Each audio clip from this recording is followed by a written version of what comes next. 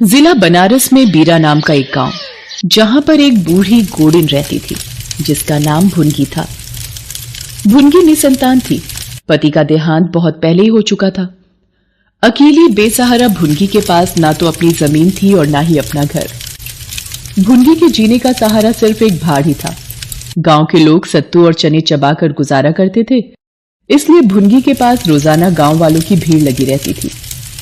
भुनगी के पास लोग जो भी भुनवाने आते उसी में से अपने लिए भून पीस कर गुजारा कर लेती थी और भाड़ के साथ बनी झोपड़ी के कोने में ही सो जाती थी। एक दिन, अरे भुनगी, आज भाड़ नहीं जलाया?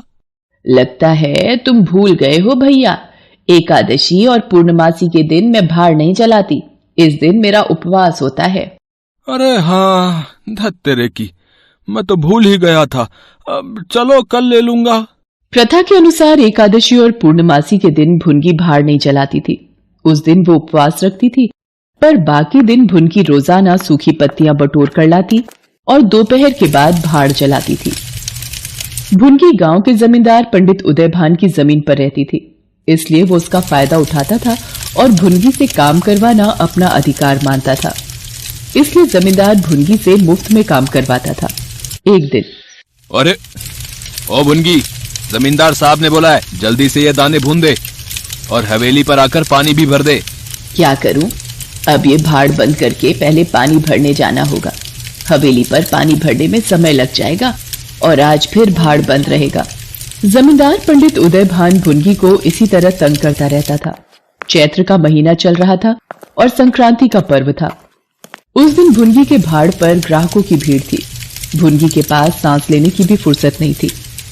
भुनगी अकेली थी तो थोड़ा ग्राहकों की जल्दबाजी देखकर परेशान भी हो रही थी। तभी जमींदार के दो आदमी वहां आते हैं। भुनगी, जमींदार साहब ने ये अनाज के टोकरे भेजे हैं। आज सारा काम छोड़कर पहले ये अनाज भूनना है। तेरे पास शाम तक का ही वक्त है। जमींदार साहब ने बोला है सारा दाना तीसरे पहर तक भुन जाना चाहिए। इतना अनाज भुनना आसान नहीं था। बेचारी बूढ़ी औरत मन भर अनाज कैसे भूनती? बीच बीच में भाड़ की आग ठंडी हो जाती तो भाड़ भी झोंकना पड़ता था। तीसरा पहर हो आया था, पर अभी तक आधा काम भी नहीं हुआ था। भुनगी घबरा रही थी। वो जल्दी जल्दी भुनने की कोशिश में थी। रेत भी ठंडी हो गई थी। उसे समझ ही नहीं आ रहा था कि क्या करे और क्या ना करे। ये जमींदार तो जब देखो खोपड़ी पर सवार रहता है। कभी आज तक मेरी परेशानियों के बारे में नहीं सोचा, ना कभी रोटी खिलाई, न कभी पानी पूछा। अपना खून जलाकर इतनी मेहनत करके मैं 2 पैसे कमा पाती हूँ। 4 उंगली धरती क्या दे दी है, समझता है मुझे खरीद लिया है इसने। क्या इतनी सी जमीन का इतना मोल? भुनगी अभी ये सब सोच ही रही थी कि तभी जमींदार का आदमी आ गया और कठोर आवाज में बोला, क्यों रे, दाने भुने कि नहीं अभी तक? भुन तो रही हूँ, दिखाई नहीं दे रहा? सारा दिन बीत गया और तुझसे अभी तक दाना नहीं भुना गया। ये दाना भून रही है या उसे खराब कर रही है? अब इस अनाज का सत्तू कैसे बनेगा? तूने तो सारा अनाज ही सत्यानाश कर दिया। अब तू देखना जमींदार साहब तेरी क्या दुर्गति करते हैं। जमींदार ये सब सुनकर गुस्से में आ गया। जमींदार के आदमी रात में जाकर भुनगी का भाड़ तोड़ देते हैं। अब भुनगी के पास रोटी कमाने का कोई भी जरिया नहीं रह गया था। गांव वाले भी भाड़ के टूट जाने से परेशान थे। वो जमींदार के पास गए। जमींदार साहब, भुनगी का भाड़ टूट जाने से हम सबको भी परेशानी हो रही है। भुनगी को दोबारा भाड़ बनाने की इजाजत दे देते तो। मैं उस बुढ़िया को भाड़ बनाने की इजाजत नहीं दूंगा। जमींदार गांव वालों को मना कर देता है। 2 दिन बाद जमींदार अपने आदमियों के साथ लगान वसूल करने के लिए गांव में निकलता है। वो ये देखकर हैरान रह जाता है कि भुनगी ने दोबारा भाड़ कैसे तैयार कर लिया। ए बुढ़िया, तुझे ये भाड़ दोबारा बनाने की इजाजत किसने दी थी? सब लोगों ने कहा कि बना लो, तो मैं दोबारा बना रही हूँ। मैं अभी इसे फिर खुदवा डालूंगा। जमींदार भाड़ में लात मारने लगता है। तभी भुनगी सामने आ जाती है और लात उसकी पीठ पर लग जाती है। वो गुस्से में बोलती है, अरे कुछ तो शर्म कर जमींदार, अगर तूने मेरा भाड़ ही फूंक दिया तो मैं कमाऊंगी क्या और खाऊंगी क्या? अरे तेरे पेट का ठेका थोड़ी लिया है मैंने। क्यों, सेवा तो तू मुझसे करवाता ही है, तो मुझे भाड़ भी नहीं जलाने देगा? मुफ्त में मेरे से अपने सारे काम करवाता है। जब तू इस गांव में मेरी जमीन पर रहेगी तो तुझे मेरी सेवा करनी ही पड़ेगी। तो तेरी सेवा करने के लिए मुझे भाड़ भी तो जलाना पड़ेगा। खाली तेरी जमीन पर रहकर ही तो तेरी सेवा नहीं कर सकती ना। पेट पालने के लिए मुझे जरिया भी तो चाहिए। तो तू यहाँ से निकल जा, तू यहाँ इस गांव में नहीं रह सकती। क्यों छोड़कर चली जाऊं? मैं इसी झोपड़ी में शादी होकर आई थी और इसी झोपड़ी में ही बूढ़ी हुई हूं। मेरे सास ससुर और उनके बाप दादा इसी झोपड़ी में रहे। अब तो मैं झोपड़ी को छोड़कर तभी जाऊंगी जब यमराज मुझे स्वयं लेने आएंगे। मुझे इस झोपड़ी से कोई नहीं निकाल सकता। लगता है तू ऐसे नहीं मानेगी। आदमियों, यहाँ रखी सारी पत्तियों में आग लगा दो जिससे ये भाड़ को झोंकती है। फिर देखता हूँ भाड़ कैसे बनता है। पत्तियों ने आग पकड़ी और एक क्षण में हाहाकार मच गया। आग की लपटें आकाश से बातें करने लगी। गांव के लोग इधर उधर दौड़ने लगे और आग के चारों ओर जमा हो गए। भुनगी अपने भाड़ के पास उदास होकर लंका दहन को देखती रही। उसी समय हवा भी चलने लगी। आग की लपटें पूर्व दिशा की ओर दौड़ने लगी। भाड़ के समीप ही किसानों की कई झोपड़ियों में आग लग गई। लपटें कुछ और आगे बढ़ी और सामने पंडित उदयभान की हवेली तक पहुंच गई। उदयभान घबरा गया। अरे कोई इस आग को बुझाओ, ये आग मेरी हवेली को जलाकर राख कर देगी। बढ़ती आग को देखकर गांव वाले आग बुझाने के लिए भागने लगे और उस पर पानी डालने लगे। पानी ने आग पर घी का काम किया और आग की लपटें और बढ़ गईं। बढ़ते बढ़ते आग की लपटों में जमींदार की हवेली जलकर राख हो गई। जमींदार सिर पीट लेता है।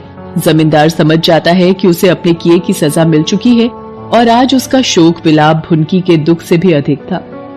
जमींदार गांव से जाती भुनगी को दूर तक देखता रहा। भाड़ में भुनी हवेली जमींदार के लिए सबक बन गई।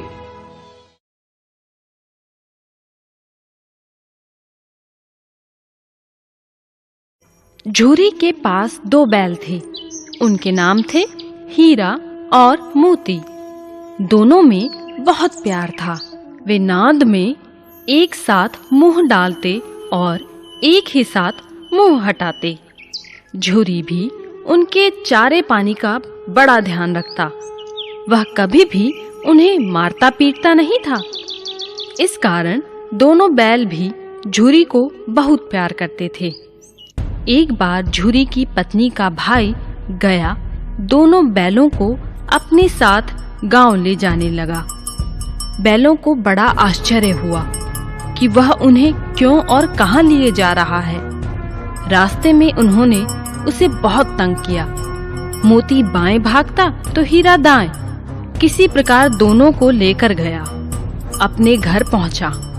घर पहुंचकर गया ने उनके सामने रूखा सूखा भूसा डाल दिया, जिन्हें दोनों बैलों ने छुआ तक नहीं।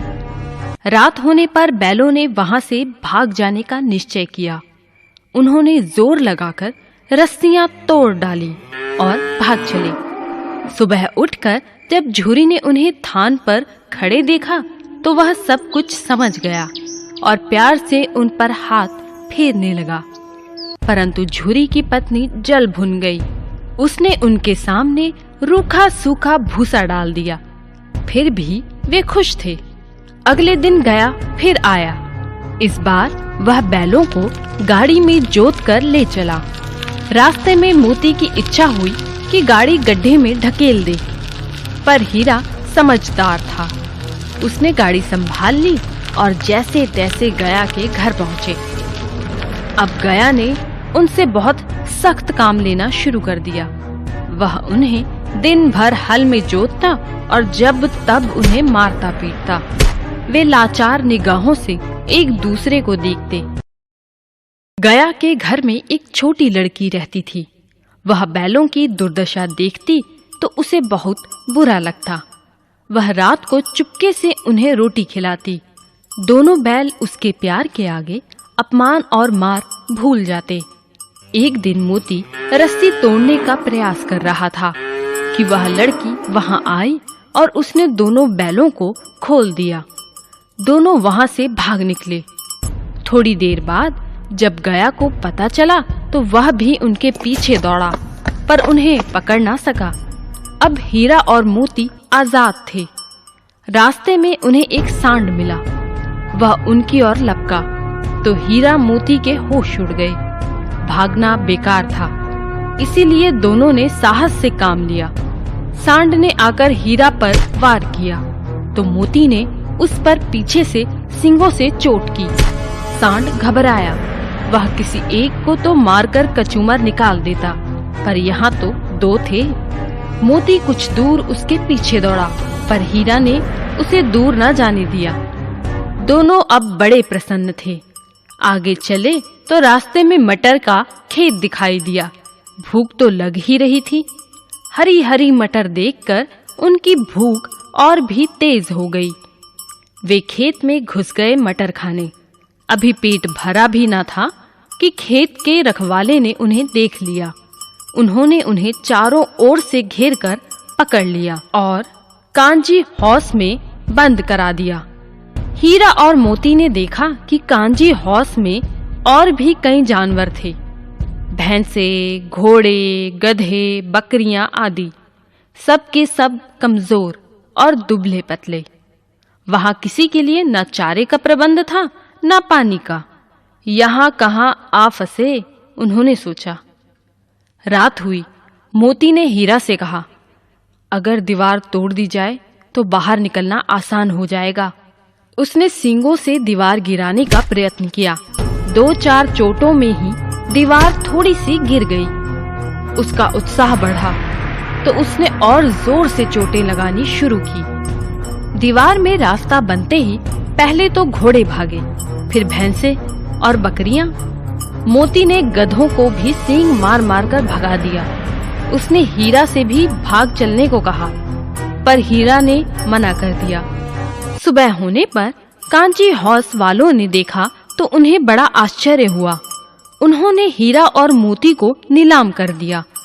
नीलामी में सबसे ऊंची बोली बोलकर एक व्यापारी उन्हें खरीद ले गया। उन दोनों को अपने गांव की ओर ले चला। मार खाते खाते और भूख सहते सहते दोनों बहुत कमजोर हो गए थे। उनकी हड्डियां निकल आई थी। भूख प्यास से व्याकुल बैलों में कुछ भी दम बाकी नहीं था। वे चुपचाप व्यापारी के साथ चलने लगे। रास्ता उन्हें जाना पहचाना लगा तो न जाने कहां से दम आ गया। वे दोनों तेजी से भागे, आगे आगे बैल, पीछे पीछे व्यापारी। पर जब तक वह उन्हें पकड़े तब तक दोनों बैल अपने घर पहुंच चुके थे। बैलों को वापस देखकर झूरी को बड़ी खुशी हुई। वह उनसे लिपट गया। इतने में व्यापारी भी वहां आ पहुंचा और उन्हें मांगने लगा। मोती ने आव देखा ना ताव, वह व्यापारी पर झपटा। व्यापारी जान बचाकर वहां से भागा। झूरी की पत्नी भी वहां आ गई और उसने दोनों बैलों के माथे चूम लिए। हमें जानवरों से भी प्यार करना चाहिए।